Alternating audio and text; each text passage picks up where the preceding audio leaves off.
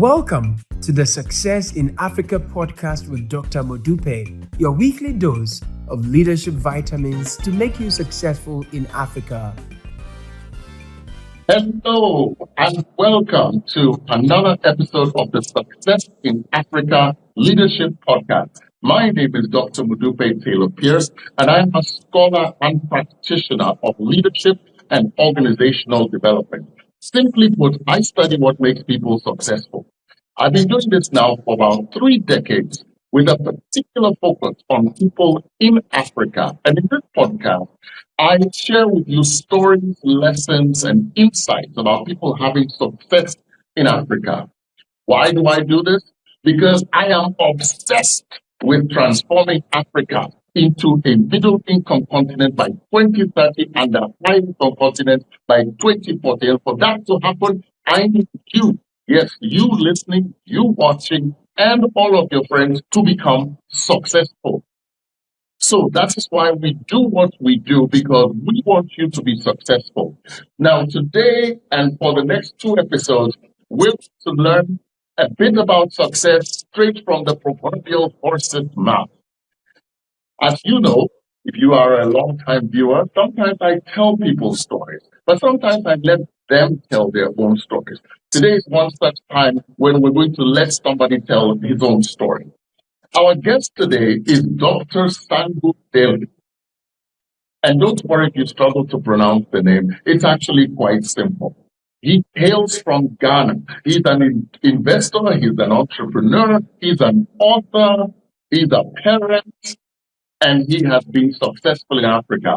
Just to give you a few of the highlights about this man that we're going to learn from. Sangu Delle is not only the CEO of CarePoint, which is a tech-forward healthcare system operating across the continent. He's also the founder and chairman of Golden Palm Investment Corporation. He sits on several boards, including Ashesi University, one of the leading universities in Africa. As far as his book learning, please don't be embarrassed. The man has degrees upon degrees. He has a Bachelor of Arts from Harvard College. He has an MBA from Harvard Business School. He's got an International Human Rights Masters from Oxford University and a PhD in African Studies and Anthropology from the University of Birmingham. But you know what? Book learning alone may not be sufficient for success. And I suspect we're going to learn a bit more about what the keys are to success. So without further ado, please allow me to welcome to the podcast, Dr. Sangu Delle. Welcome, sir. Thank you so much. It's wonderful to connect with you and to see you after some time. And I'm thrilled you are continuing to do this. And it's always just great to continue to see really your passion in connecting the continent and advancing the continent. So thank you, my brother, for all your efforts. You are welcome. So, Sangu, let's start from the beginning. Because, you know, I always say sometimes when people see us, they think that the success came overnight. And they don't realize that you are not born with all these degrees and titles. Tell us a bit about your formative years. I mean, what incidents, what experiences in your young years shaped who you are today?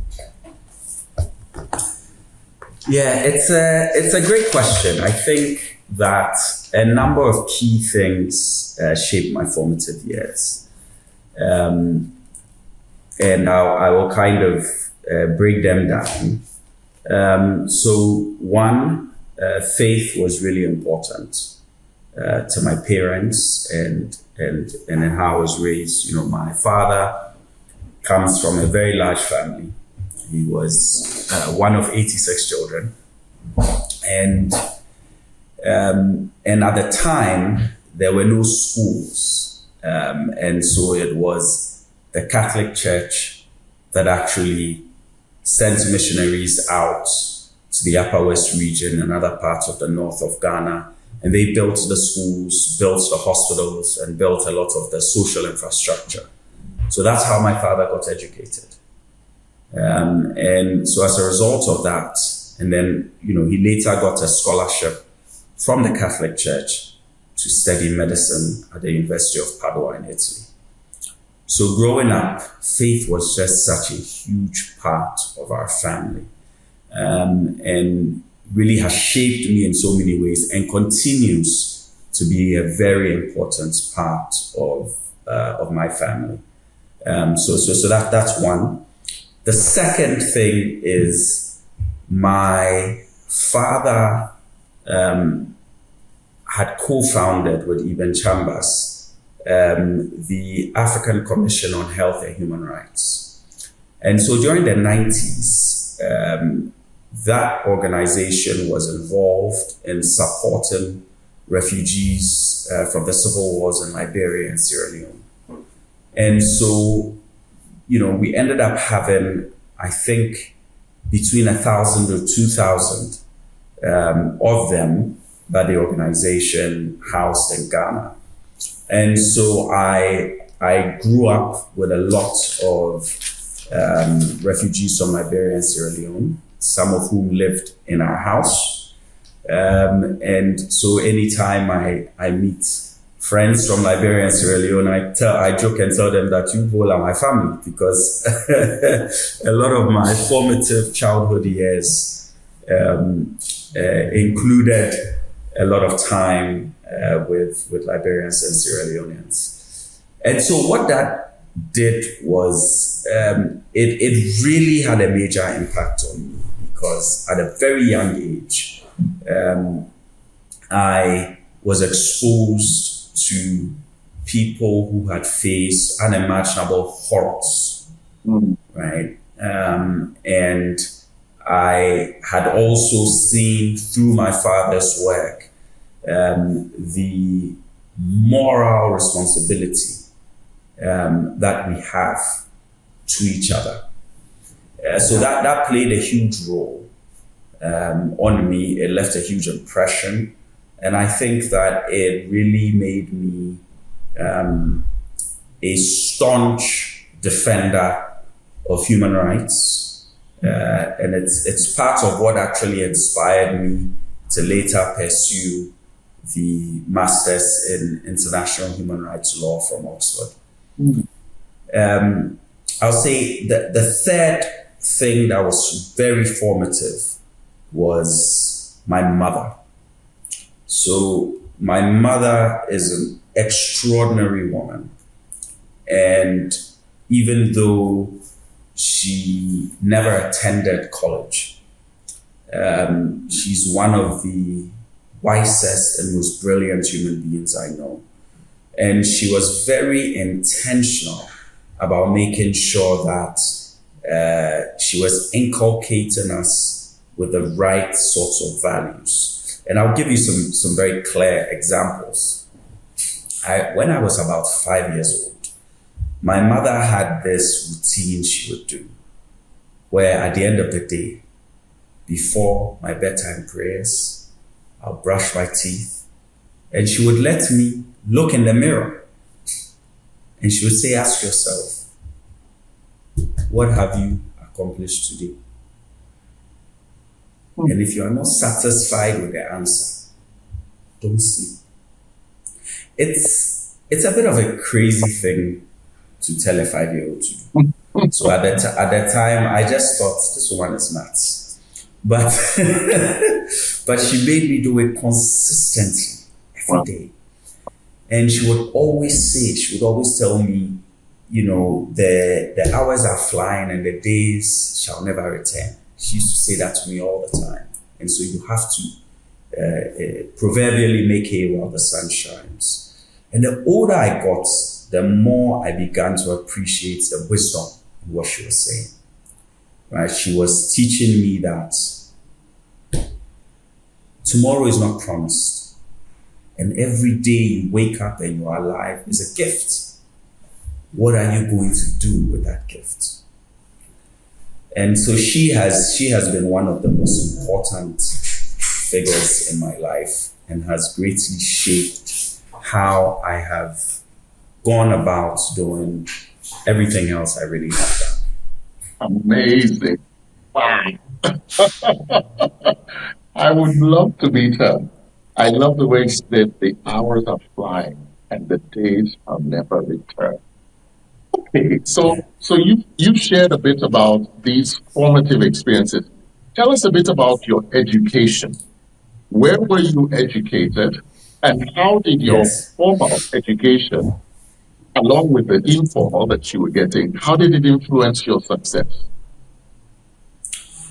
So education wise, what is interesting is that I learned how to read when I was very young. I was about 2 years old when I learned how to read. And I would read voraciously.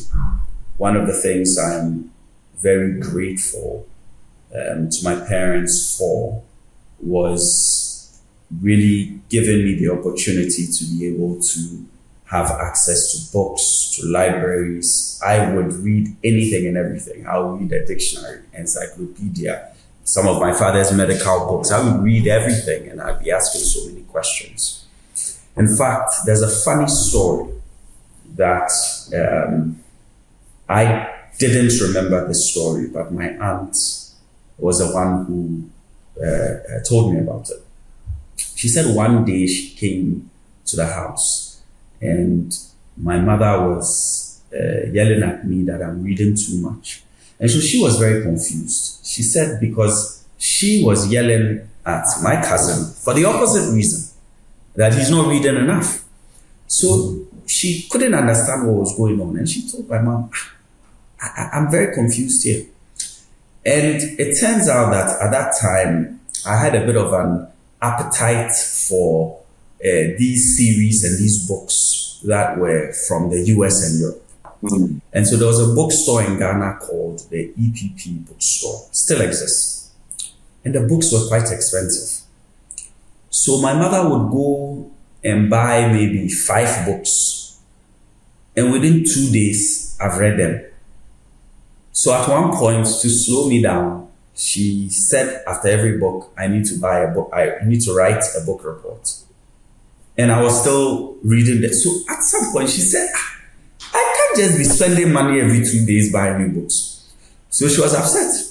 And so that auntie told my mom, there's another store you should go to in Osu called Books for Less. And those were secondhand books from the US, Europe, and other places. And you could buy books, some of the books, 10 cents, 25 cents. So the same amount of money my mother would use to buy 5 books, we could literally get 100 books. So that solved it and we were both happy.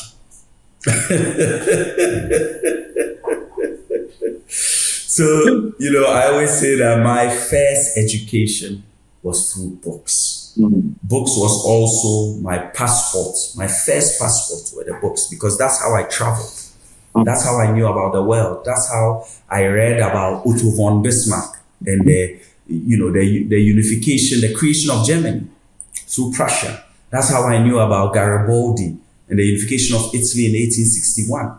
That's how I read and learned about Queen Kandake, the Nubian queen, who was one of the most powerful people who defeated the Roman Emperor Augustus. Right? That's why I would read about the Russian civilization and the Tsars. I would read about China. I would read about the shoguns in Japan. Right? I would read about Timbuktu. And so it was books that really transformed my experience. Then from there, I had Catholic education at Christ the King International School in Accra. From there, I got into Ghana International School, where I did Form 1 to Form 5, did my O-levels. And then I got a scholarship to attend a boarding school in the US. So I had a full scholarship. The Walter Annenberg Scholarship, I attended the Petty School in New Jersey, had an amazing experience there. And then from there, I was fortunate to get a full scholarship to attend Harvard University, where I did my undergraduate in economics and African studies. then I also, when I went back to Harvard for the MBA from Harvard Business School, the Doctor of Law from Harvard Law School. I later did a master's, as I mentioned, in international human rights law at Oxford, and a PhD in economic anthropology and African studies at the University of Birmingham in the UK. And I've, gotten several executive education certificates from the Oxford University.SHE School of Business, the Harvard Kennedy School, the Hong Kong University of Science and Technology, the University of Virginia School of Public Policy and Leadership, etc. And the reason I'm not in my 50s is because I did a number of these programs concurrently, right? So the MBA, the Doctor of Law, and the PhD were all done at the same time, because otherwise the math doesn't math. Indeed. And two things I will say is that one is, I am a super nerd. I love learning. Nothing makes me happier than being behind a book. I really enjoy learning, and I'm neurodivergent, so my brain just works very differently. And that's kind of what has allowed me to really be able to do as much learning as I've been blessed to be able to do. I'm still learning as we speak. I'm doing I'm in the middle of getting a master's in theology from the University of Notre Dame. And I'm doing another master's at Harvard Medical School, because I always believe that there's always opportunity to learn. And as long as God gives you life, the ability, the cognitive ability, and you have opportunities, you should always learn. And even if it's not in a formal program, there's literally endless opportunities to learn now with free online courses. Harvard, MIT, all these places are offering free courses. And so to me, there's really no excuse. If you have a computer and data, you have no excuse to not be learning something new every day. The second thing I will say unapologetically is that faith plays a big role in this journey for me, because I, quite frankly, cannot take credit. It would be disingenuous for me to take credit for the academic achievements which I've done while working and while doing all these other things I've been doing. If you do the math, it's only 24 hours in a day. But what allows the math to work, I say, is the human math doesn't make sense.